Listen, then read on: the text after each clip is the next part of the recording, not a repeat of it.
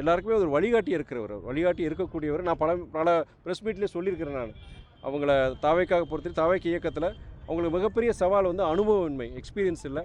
அப்படிப்பட்ட ஒரு இயக்கத்துக்கு அந்த நிர்வாகிகளுக்கு வந்து ஒரு முன்னோடியாக, ஒரு வழிகாட்டியாக இருக்க வேண்டியவர் நம்முடைய அண்ணன் செங்கோட்டையன் அவர்கள். அது இல்லாமல் தலைவர் மேலே நல்ல ஒரு மதிப்பு, தலைவர் வைகோ மேலே நல்ல மதிப்பு வச்சுருக்கிறவர். நானும் பல நேரங்கள் சந்திச்சிருக்கிறேன். நான் என்னென்னா இந்த விஷயத்தில் பொறுத்த வரைக்கும் ஒவ்வொரு வார்த்தையும் கவனமாக இருக்கணும். யாரையும் ஒரு புண்படுத்துகிற மாதிரி கூட்டணி நாங்கள் இருக்கிறோம். இந்த கூட்டணி நாங்கள் ஒரு நல்ல நோக்கத்துக்காண்டி இந்த கூட்டணிக்கு வந்தோம். நாங்கள் வந்து தாவேக்காங்கிற இயக்கமாக பார்க்கல. மிகப்பெரிய ஒரு மாற்றம் தமிழ்நாட்டில் ஏற்பட்டுச்சு. அதாவது ஜாதி மத எல்லைகளை கடந்து பணநாயகத்தை தோற்கடித்து ஜனநாயகத்தை வெற்றி பெற வைத்த நம்முடைய அன்பு சகோதரர் ஜோசப் விஜய் அவர்களை ஆதரிக்க வேண்டும், ஆதரவு கொடுக்க வேண்டும். இந்த மாற்றம் தொடர வேண்டும் என்பதற்காக தான் நாங்கள் மதிமுக வந்து நாங்கள் இந்த கூட்டணியில் சேர்ந்தோம். அதன் விளைவாக எங்களுடைய சட்டமன்ற உறுப்பினர்களை நாங்கள் இழந்தோம். திமுக வந்து அவங்க சொல்கிற அந்த குதிரை பேரமோ கழுதை பேரமோ அது மாதிரி பண்ணி தூக்கி போயிட்டாங்க 2 பேரை. இந்த நேரத்தில் எங்கள் இயக்கத்தை பற்றி சிறுமைப்படுத்துகிற மாதிரி அவர் சொல்கிறடைய கருத்தை தவிர்த்திருக்கலாம். அது கண்டிப்பாக அவர் வந்து வாய் தவறி சொல்லியிருக்கலாம். இருந்தாலுமே இயக்க தோழர்களுடைய மனசை புண்படுத்தி இருக்குது.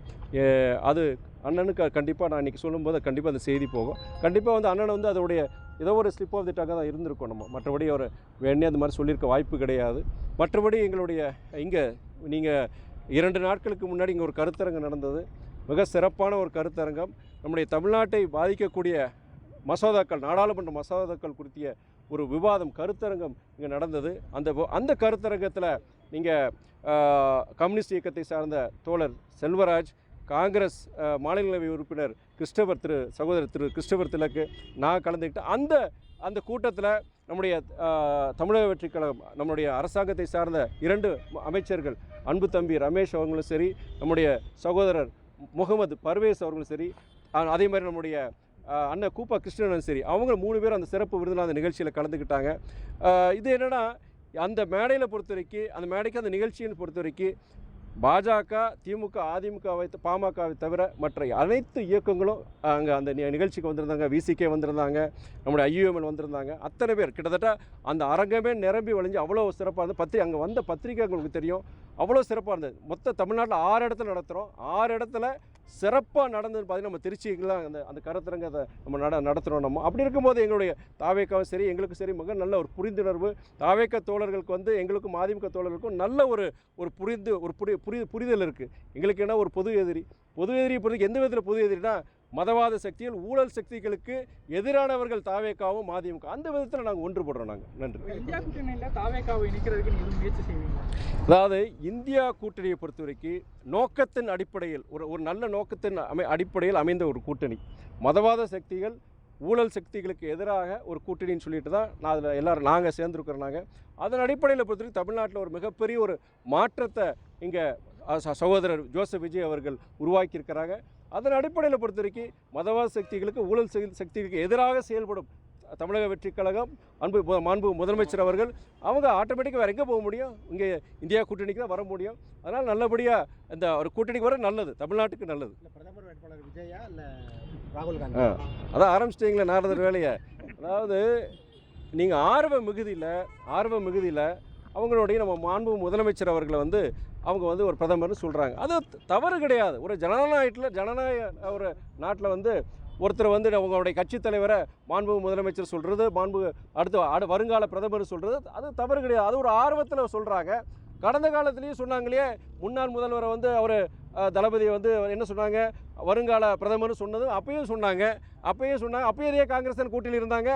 அதனால் வந்து ஒரு ஆர்வ மிகுதியில் அந்த தாவேக்காவுடைய நிர்வாகிகள், அவங்களுடைய சகோதரர்கள் சொல்லியிருக்கிறாங்க. அதை நம்ம பெரிதுபடுத்த வேண்டாம். ரசிகர் மன்ற மனநிலையே இருக்காங்கன்னு சொல்லி காங்கிரஸ், அதாவது வார்த்தை எப்படியாவது நான் சொல்லணும், ஏதாவது சொல்லணும், வம்பெழுத்து விடணும்னு சொல்லி நினைக்கிறீங்க.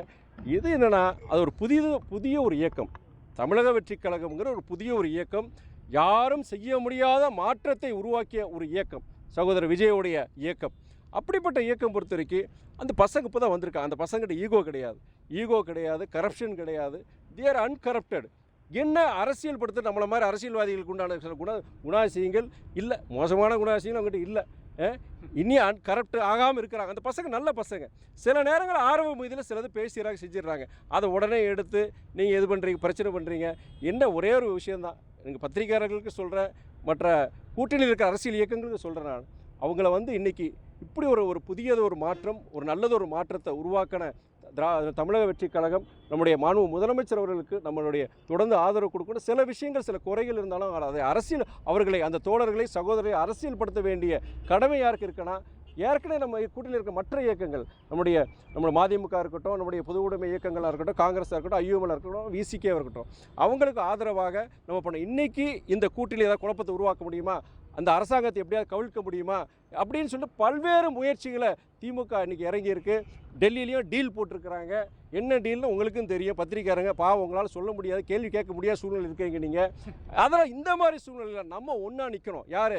நம்முடைய காங்கிரஸ், ஐயூஎம்எல், பொது உடைமை இயக்கங்கள், விசிகே, நம்ம ஒன்றா நின்று நம்முடைய சகோதரர்களுக்கு, தாவேக சகோதரர்களுக்கு ஆதரவாக இருக்கணும்.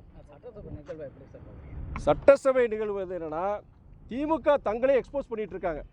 அவங்க ஏதோ இந்த அரசாங்கத்து மேலே, முதலமைச்சர் மேலே குறை சொல்கிற மாதிரி சொல்லி, கடந்த காலங்களில் என்னென்ன தப்பு செஞ்சாங்களோ, என்னென்ன குற்றச்சாட்டுகள் அவங்க மேலே சொல்லப்பட்டதோ அதை திரும்பி அவங்களே வெளிக்கொண்டு வர்றாங்க. அதுதான் தேர் எக்ஸ்போசிங் தம்செல்ஸ்.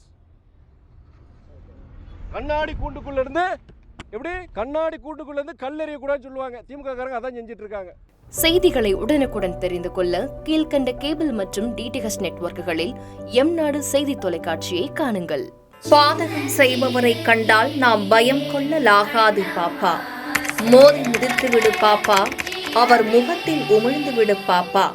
அண்மை செய்திகளை உடனுக்குடன் தெரிந்து கொள்ள இணைந்திருங்கள் எம்நாடு தொலைக்காட்சியுடன்.